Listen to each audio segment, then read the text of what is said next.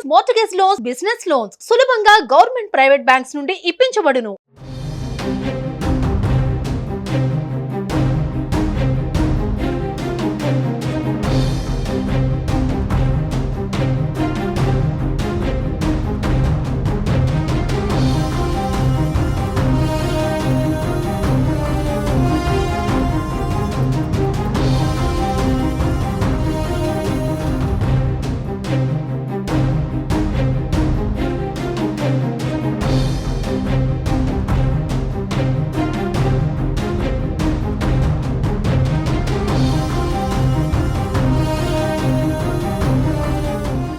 AP CM చంద్రబాబుతో మాజీ మంత్రి వైఎస్ వివేకా కుమార్తె సునీత భేటీ అయ్యారు. సచివాలయంలో ముఖ్యమంత్రి చంద్రబాబును సునీత, ఆమె భర్త నర్రెడ్డి రాజశేఖర్ రెడ్డి మర్యాదపూర్వకంగా కలిశారు. ఈ సందర్భంగా తన తండ్రి వివేక హత్య కేసు దర్యాప్తు చేస్తున్న సిబిఐ అధికారులపై బాధితులమైన తమపైన గత ప్రభుత్వం అక్రమ కేసులు బనాయించిందని, వాటిపై లోతుగా దర్యాప్తు చేసి అసలు నిజాలు బయటపెట్టాలని చంద్రబాబుకు వివేకా కుమార్తె సునీత విన్నవించినట్టుగా తెలుస్తోంది.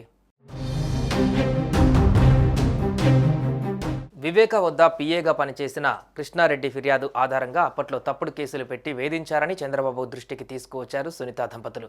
వీటన్నిటిపైన సిఐడితో లోతైన దర్యాప్తు చేయించాలని కోరారు. అలాగే వివేక హత్య కేసులో ఇంకా పట్టుకోవాల్సిన నిందితులు చాలా మంది ఉన్నారని, అసలైన దోషులకు శిక్ష పడేలా చూడాలని విజ్ఞప్తి చేసినట్టుగా సమాచారం.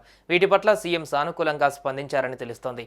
తనకు అన్ని విషయాలు తెలుసునని, తప్పనిసరిగా విచారణ చేయిస్తానని వారికి సీఎం హామీ ఇచ్చినట్టుగా సమాచారం.